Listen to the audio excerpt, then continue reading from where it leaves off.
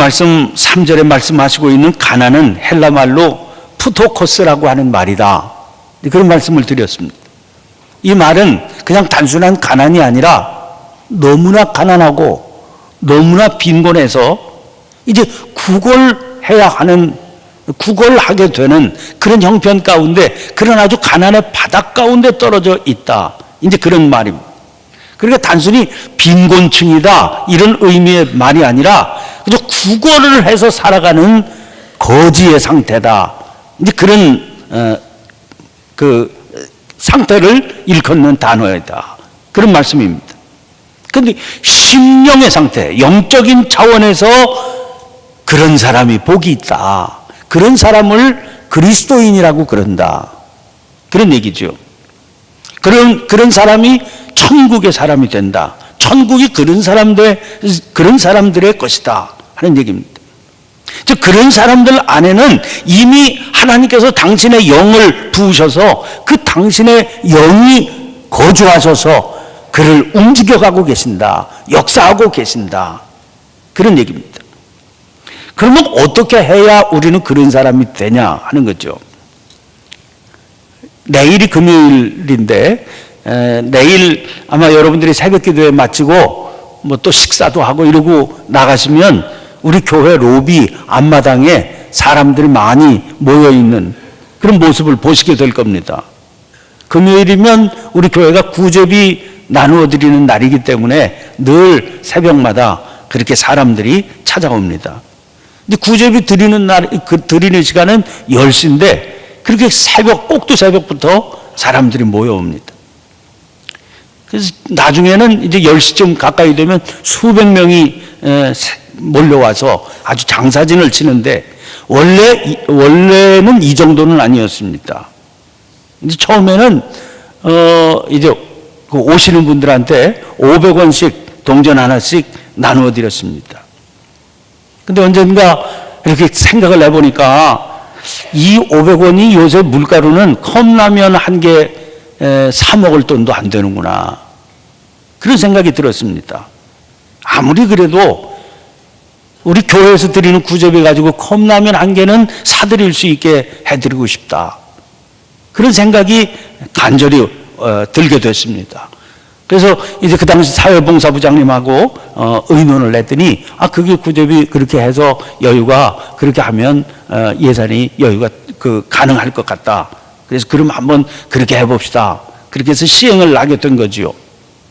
이제 구제비 나누어 드리는 사무실 실무자들하고 의논을 해보니까 그 실무자들은 조금 그 생각이 달랐습니다. 목사님 그렇게 인상을 하면 엄청 오실 것 같습니다. 그러면 이거 교회도 그렇고 여러 가지가 감당이 안 됩니다. 그래서 한번 해보자. 실제 해보니까 예상했던 숫자보다도 훨씬 더 많이 오시더라고요. 사람들이 그렇게 많이 늘어나니까 우리 사무실에서 일하시는 직원들이나 또 함께 돕는 교역자들이 금요일 아침이 되면 아주 고생이 많습니다. 또 개중에는 조용히 와서 받아가시지 않고 술 취해서 서로 다투고 시끄럽게 구는 그런 분들이 가장 큰 문제가 되지요. 그 나누어드리는 실무자들의 의견을 들어보면 그분들이 그 돈 받아가지고 컵라면 사 드시지 않고 술을 사 드신다. 그런 얘기. 그래서 제가 그렇게 간곡하게 좀 당부를 드리고 설득을 했습니다. 야, 우리 1,000원 받겠다고 우리 중에 누가 여기 와서 줄 서겠냐. 여기 줄 서서 기다리는 것 자체가 우리가 이렇게라도 도와드려야 될 이유가 되는 거다. 아니 이 세상에 아무리 그렇다고 해서 1,000원 받겠다고 새벽부터 와서 줄 서는 그런 사람이 누가 있어. 그렇게 줄 선다는 것 자체가 우리 관심 가져야 될 얘기다. 여러분 여기 와서 줄을 선다는 게 무슨 의미겠습니까? 그건 마지막 자존심까지 다 버린 상태다. 그런 얘기 아닙니까? 바로 이 상태를 주님은 푸토코스라고 하는 그런 단어로 사용을 하신 거죠. 그런데 주님은 영적인 차원에서 푸토코스가 되어야 천국이 그들의 것이 된다. 그렇게 말씀을 하시는 겁니다. 자, 우리 소위 자존심 그러잖아요. 어떤 때 그런 얘기를 들었어요. 뭐 이제 그 구제비 나누는 거 가지고 목사님들이 같이 어떻게 해야 제대로 잘 이렇게 할 수 있을까? 그런 얘기들을 또 의견들을 나누시죠. 어떤 교회는 동전을 이렇게 드리니까 그 양반이 만족스럽지 않았던가 봐요. 그래서 화를 팍 내면서 누구를 거지로 하시냐고 그러더라는 거죠. 자존심 때문에 그런 얘기가 나오지 않습니까? 그 자존심이라고 하는 건 뭐겠어요? 그 본인이 스스로 자기에게 허락한 가치가 자존심이라고 하는 겁니다. 누가 인정해주든 인정해주지 않든 자기가 자기에게 부여한 가치, 그래서 자존심이지요. 이거 스스로 허락한 가치이기 때문에 자기가 자기에게 준 가치입니다. 그래서 이 자존심을 붙들고 있을 때는 늘 조바심이 나요. 왜? 내가 나에게 인정해 준 가치를 남들은 인정해 주지 않으면 어떻게 하나? 이기 때문에 조바심이 나는 겁니다. 또 실제로 그런 일이 생기지 않아요. 그러면 속이 상합니다. 낙심이 듭니다. 그 자존감이 떨어지게 되면 그런 문제가 생기게 되는 거죠. 그런데 여러분, 그건 자기 스스로 부여한 가치 아닙니까? 그 자존심이 땅바닥에 떨어진 상황에서도 하나님께서 그에게 부여한 고유한 가치, 고귀한 가치가 있다는 거예요. 이거는 누구에게 평가받을 만한 가치가 아닙니다. 인정받을 이유가 없는 가치입니다. 하나님께서 그에게 허락하신 가치이니까. 남들이 인정하든 인정하지 않든 그건 상관이 없는 겁니다. 그 삶의 주인 되시는 하나님이 인정해 주신 가치이기 때문에 자기의 그 가치를 깨닫게 되면 자존감은 다 무너질 대로 무너진 상태가 되어도 하나님이 인정해 주시는 그 가치를 깨닫게 되면 그의 삶은 하나님의 나라가 된다는 거예요. 이게 중요한 거죠. 아니, 남들은 아무도 인정해 주지 않는데 자기가 인정한 가치를 붙들고 산다. 그 인생이 얼마나 힘이 들겠습니까? 얼마나 안타깝겠습니까? 근데 그건 다 무너졌어도 눈을 떴습니다. 하나님께서 삶의 주인이 되시고 만유의 주인이 되신 하나님께서 부여해 주신 나의 가치가 있구나. 이걸 눈을 뜬 사람, 조바심 낼 이유가 없죠. 낙심할 이유도 없습니다. 그 자체로 하늘의 세계가 열리는 그런 은혜를 맛보게 되는 겁니다. 성경은 하나님께서 부여해 주신 이 가치에 눈을 뜬 그런 사람들, 그런 모습들을 계속해서 보여주고 있습니다. 이런 경우입니다. 시편 42편 1절 말씀입니다. 하나님이여, 사슴이 시냇물을 찾기에 갈급함같이 내 영혼이 주를 찾기에 갈급하니이다. 이 본문 말씀의 배경은 이런 상황입니다. 여러분, 팔레스타인이라고 하는 지역이 가뜩이나 메마른 지역 아닙니까? 그래서 엎친데 덮친 격으로 이 워낙 메마른 지역인데, 강수량이 거의 없는 그런 메마른 지역인데, 여기 더 심각하게 정말 이런 지역에서도 경험하기 어려운 심한 가뭄이 닥치게 됐습니다. 이렇게 되면은요, 사람 못 살겠는 건 말할 것도 없고 산천 초목도 다 말라서 죽어가는 판입니다. 온 천지가 다 황폐화되는 거죠. 짐승은 어떻겠습니까? 사람도 죽을 지경인데 짐승은 어떻겠어요? 사슴 한 마리가 있는데 이 사슴이 견딜 수가 없는 겁니다. 목이 말라서 죽을 지경에 이르게 됐으니까 어디 사방천지에 어디 물냄새 나는 데 없나? 이건 그 물냄새를 찾아서 미친 듯이 헤매게 되는 거죠. 그런데요, 물냄새가 어디서 나는 겁니다. 이 심한 가뭄에도 바닥에 그래도 물기가 흐르고 있는 그런 시내가 아직 남아있는 거예요. 그 물냄새를 찾아서 간 겁니다. 그런데 사슴이 본능적으로 위험을 감지하고 있는 거예요. 그 물냄새가 나는 시내에 멀리 보이는데 그 옆에 그 물기가 있어서 그런지 덤불이 있는 겁니다. 그러면은요, 이 본능적으로 위험을 깨닫는 건, 아니, 이 자기 하나만 목이 마릅니까? 지금 물냄새 찾아서 헤매는, 이 대지를 헤매는 짐승들이 자기 하나뿐이겠어요? 그러니까 온 짐승들이 이제 찾아오게 될 텐데, 저 덤불 속에 물냄새 맡고 찾아온 짐승들 노리는 사냥꾼이 틀림없이 있을 거라. 보이지는 않지만 이 본능적으로 느끼는 거죠. 그래서 여기서 갈등이 되는 겁니다. 과연 가야 되나 말아야 되나, 갔다 하면 죽는 겁니다. 그러니까 근데 뭐 견딜 수 없는 거거든요. 목마름은. 그래서 이제 생각을 하는 겁니다. 이제 어떻게 하겠나. 겨우 찾아낸 시내입니다. 설사 물이 있는 다른 곳이 있다 한들 거기라고 사냥꾼 없겠냐는 거죠.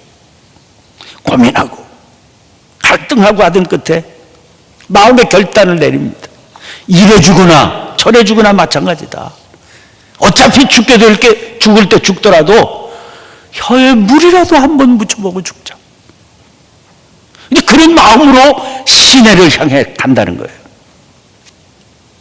시인이 보고 있는 사슴의 형편입니다. 시인은 하나님 앞에 그렇게 고백을 드리는 거예요. 하나님, 저 사슴이 죽을 때 죽더라도 물이라도 한번 혀에 닿게 하고 죽어보자. 그런 마음으로 시내를 향해서 가는 것처럼, 주님, 제 영혼이 주님을 찾기에 이렇게 갈급합니다. 죽을 때 죽더라도 주님의 손길, 주님의 은혜 한번 적셔보고 싶습니다. 그런 마음으로 주님을 향하는데, 주님 저를 좀 봐주세요. 이렇게 시작한 이 시에 하나님께서 이 시인의 마음에 어떻게 응답하시는가 들어보세요. 5절입니다. 내 영혼아, 내가 어찌하여 낙심하며 어찌하여 내 속에서 불안해하는가. 너는 하나님께 소망을 들어. 그가 나타나 도우심으로 말미암아 내가 여전히 찬송하리로다. 너 어찌해서 낙심을, 어찌해서 불안해하냐. 하나님께 소망을 둬라. 너 그런 모습으로 나오지 낙심할 필요 없어. 근심할 필요 없어. 불안해할 필요 없어. 하나님 앞에 소망을 두고 나오면 그가 나타나 도우심으로 말미암아 기쁨으로 찬송하게 해줄게. 하늘나라가 그들의 것이다. 분명히 들어보세요.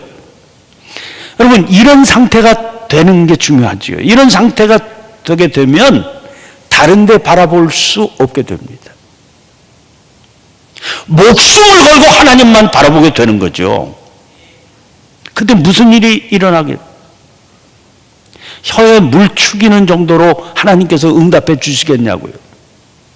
요한복음 7장 37절 38절 말씀 보면, 누구든지 목마르거든 내게로 와서 마셔라. 나를 믿는 자는 성경에 이른 것 같이 그 배에서 생수의 강이 흘러 나오리라. 단순히 입술 축이는 정도가 아니다, 그 말 아닙니까? 그 배에서 생수의 강이 흘러나오게 해 주겠다. 그러니 그가 나타나 도우심으로 말미암아 어찌 찬양하지 않겠습니까? 누가복음 15장 탕자의 비유가 등장하죠. 그 탕자의 비유를 설명하면서 답이라고 하는 주석가는 이런 얘기를 했습니다. 탕자는 줄였을 때 쥐엄 열매를 먹으려 했다. 상태가 줄였을 때는요, 쥐엄 열매 누가 주는 사람 없나 그랬다는 거예요. 그래서 그거 찾았습니다. 근데 그마저도 주는 사람이 없잖아요. 그래서 그가 줄여 죽게 되었을 때 그는 하나님을 찾았다. 줄여서 죽게 됐습니다. 푸토코스. 그 영적인 가난이 바닥을 치게 됐습니다. 이래 주구나 저래 주구나 그런 마음이 됐습니다. 그때 그는 주역 열매 찾지 않고 하나님을 찾았다는 거예요. 벼랑 끝에 몰려 서 있어서 이제는 꼼짝없이 죽었다. 이제 살 길이 없다. 소망이 없다. 빛이 안 보인다. 그때 하나님께서 그를 다스리시고 하나님께서 그를 도우신다. 여러분, 하나님께서 다스리시고 도우시니 어떤 일이 일어나든가요? 아버지 앞에 나아가서 뭐라고 이 당자가 얘기합니까? 품꾼의 하나로 받아주십시오. 품꾼의 하나로 받아주십시오. 아버지는 뭐라고 그러던가요? 죽었던 아들이 다시 살아 돌아왔지 않냐. 그 신의 신발을 신기고 손에 가락지를 끼워주지 않습니까? 품꾼이 뭐냐? 가락지를 끼워준다고 하는 것은 상속자로 인정한다. 그런 의미거든요. 품꾼이 무슨 말이냐? 죽었던 아들이 살아서 돌아왔는데 네 몫의 유산은 다 날리고 없지만 너는 내 상속자야. 여러분, 천국은 이렇게 전개되는 나라 아닙니까? 이런 세계가 열려지게 된다. 그런 얘기예요. 푸토코스가 되니까, 그래서 그 상태에서 하나님을 붙들게 되니까 하나님께서 그에게 하늘나라의 축복을 열어주신다는 거예요. 마태복음 15장 21절 이하의 말씀을 보면 이방인인 가나안 여자 스로보니게 여인이라고 다른 복음에는 나와 있죠. 가나안 여자가 주님께 나와서 소리를 지릅니다. 주 다윗의 자손이여, 나를 불쌍히 여기소서. 내 딸이 흉악하게 귀신 들렸나이다. 근데 주님은 이렇게 여인이 와서 소리쳐 매달리는데 들은 척도 하지 않으셔요. 한 말씀 대답이 없으십니다. 그러니 이 상황이 너무나 민망했던 모양이지요. 제자들이 나서서 청해서 말씀을 드립니다. 그 여자가 우리 뒤에서 소리를 지르오니 그를 보내소서. 공동번역 성경을 보면 저 여자가 소리를 지르며 따라오고 있으니 돌려보내시는 것이 좋겠습니다. 제자들이 이제 이 상황이 민망하니까 선생님 말씀을 하셔서 가라고라도 해주세요. 저렇게 그냥 내달리는데 들은 척도 안 하시니 참 난처합니다. 그냥 놔두면 계속 저렇게 따라붙을 그런 시끄럽게 할 기세 아닙니까? 뭐라도 말씀이라도 하셔서 보내시는 게 좋지 않겠습니까? 그런 권해입니다. 그런데 주님의 반응이 참 의외입니다. 24절 보면 나는 이스라엘 집에 잃어버린 양 외에는 다른 데로 보내심을 받지 아니하였노라. 이거는 제자들에게 하신 말씀 같아요. 그렇게 건의하는 제자들에게 이제 설명을 하신 말씀 같아요. 나는 이스라엘 집에 잃어버린 양. 무슨 얘기입니까? 유대인들이죠.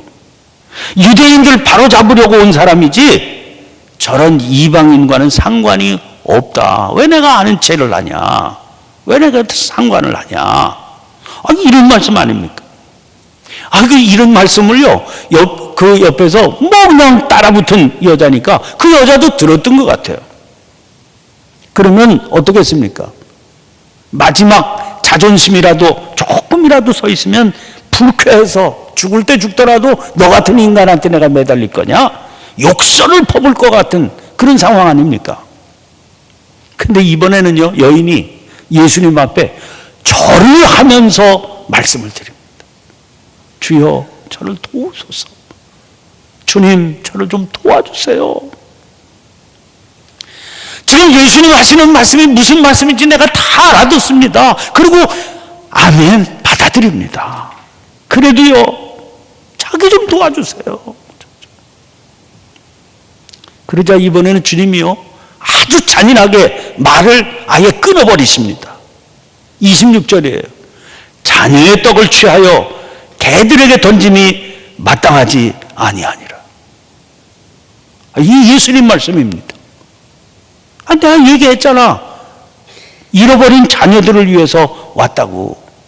그런데 그 자녀들에게 줄 떡을 개한테 주니 말이 되냐? 이런 그런 말씀을 넣으시는 거예요. 내가 지금 구하고 있는 건 자식에게 줄 떡 달라는 거야. 자식에게 줄 그런 떡을 개 같은 너한테 달라니 말이 되느냐? 그런 말씀. 개라고 하는 단어는 그냥 단순히 짐승으로서의 개가 아니고요. 보통 유대인들이 이방인을 낮추고 이렇게 그 사람으로 취급하지 않는 그런 멸시의 눈으로 바라보면서 던지던 용어가 개라고 하는 용어입니다. 이방인들을 보통 개라고 불렀어요. 와, 그런데 거기에 대한 여인의 대답이 참 놀랍습니다. 27절, 주여 올소이다마는 개들도 제 주인의 상에서 떨어지는 부스러기를 먹나이다.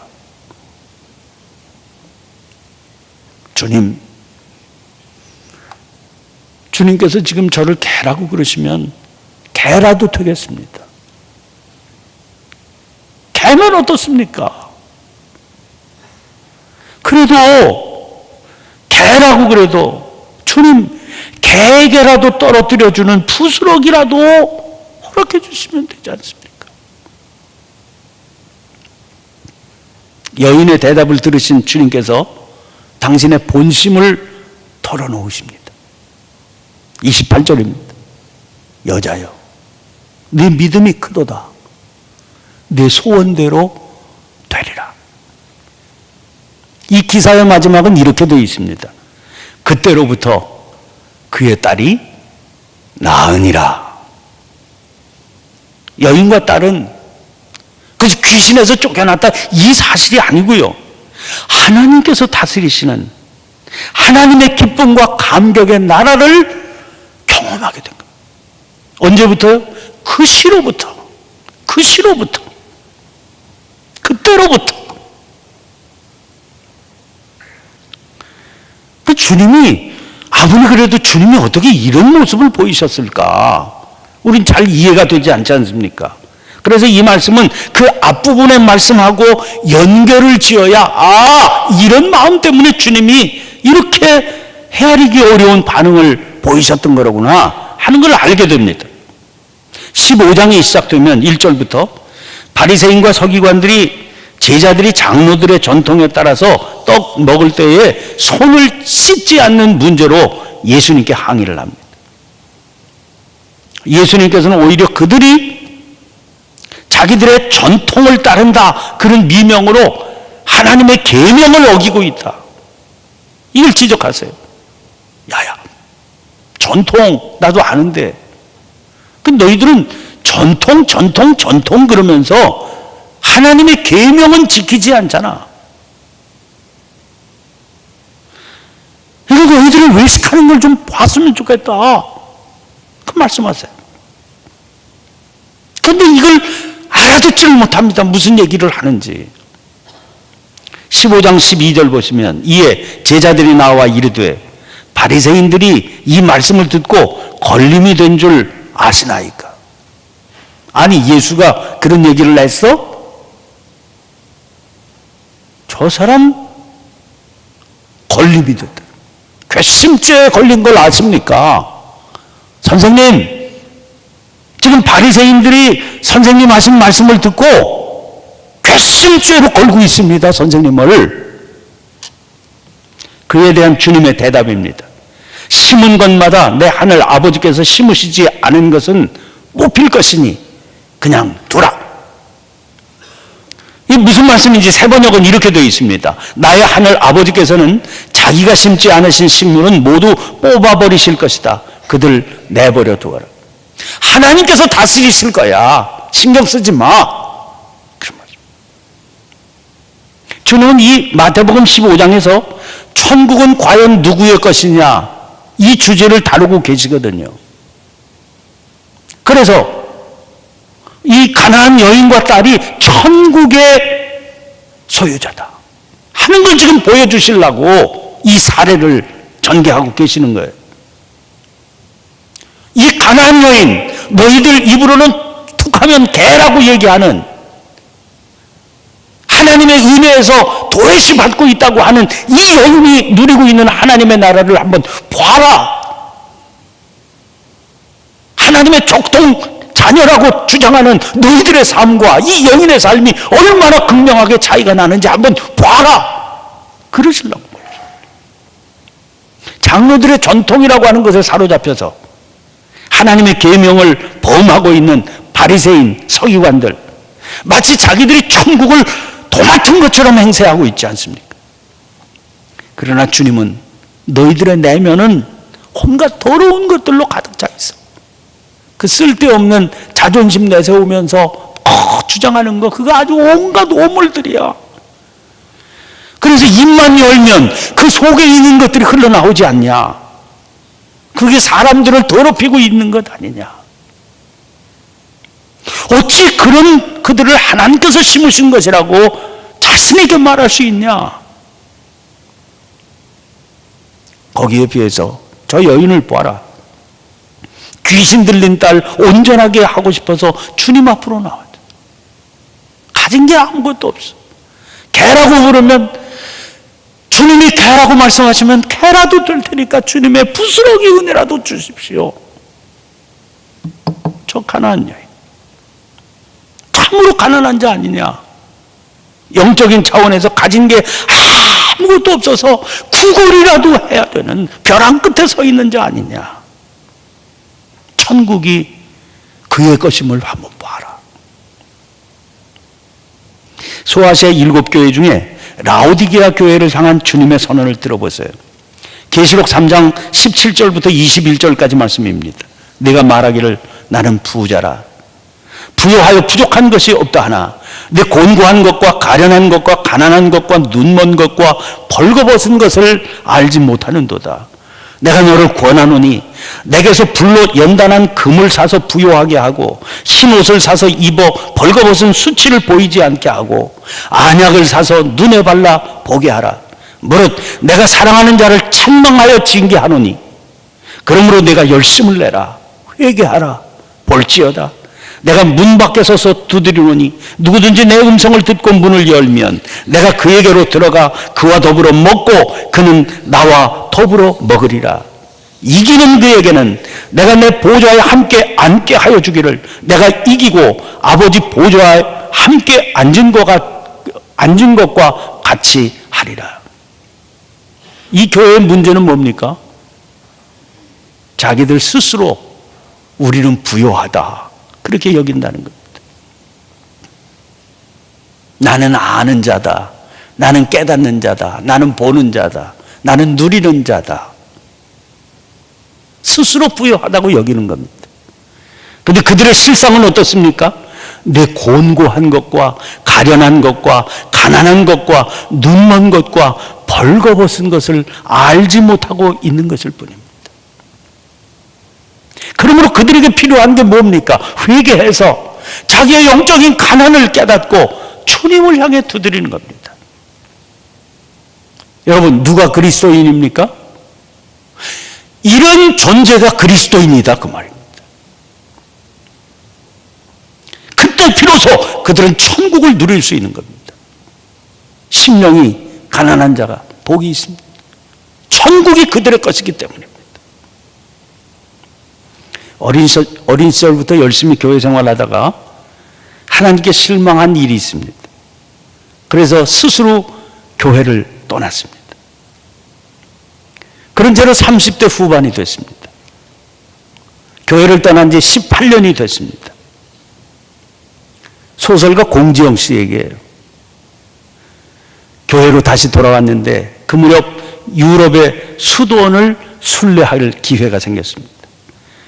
그래서 그 유럽에 있는 수도원을 순례하면서 자전적인 에세이를 썼는데 그 책이 수도원 기행이라고 하는 책으로 발간되어 나왔습니다. 그 책을 읽다가 잊혀지지 않는 인상적인 문구를 하나 붙들게 됐습니다. 항복과 행복은 한 획 차이라는 거예요. 항복과 행복은 한 획 차이다. 근데 항복하니까 행복하더라. 항복하니까 행복하더라. 심령이 가난한 자, 푸토코스, 벼랑 끝에 몰려있는 거, 하나님께 무조건 항복한 사람. 하나님께 무조건 항복하니까 그때부터 그의 삶을 하나님께서 다스리시더라는 겁니다. 여러분, 천국이 그들의 것입니다. 이 천국이 저의 것, 여러분의 것이 되시기를 주의 이름으로 간절히 축원합니다. 우리가 진짜 그리스도인으로 살게 되는 엄청난 은혜와 축복을 누릴 수 있게 되시기를 주의 이름으로 간절히 축원합니다. 오늘 이 새벽 주님, 쓸데없는 자존심 가지고 하나님 앞에 대들고 살던 제 모습 보게 해 주시옵소서. 주님, 항복합니다. 행복이 어떤 것인지 눈뜨고 누리는 삶이 전개되게 도와주옵소서. 진짜 그리스도인의 삶이 이런 것이로구나 감격하며 찬송하며 사는 날 되게 해 주옵소서. 알량한 자존심 붙들고 어리석은 길 고집하지 않게 하시고 아버지께, 아버지의 품으로 돌아설 수 있게 해 주옵소서. 나를 받아 주시옵소서. 간절히 기도하는 이 새벽 되시기를 바랍니다.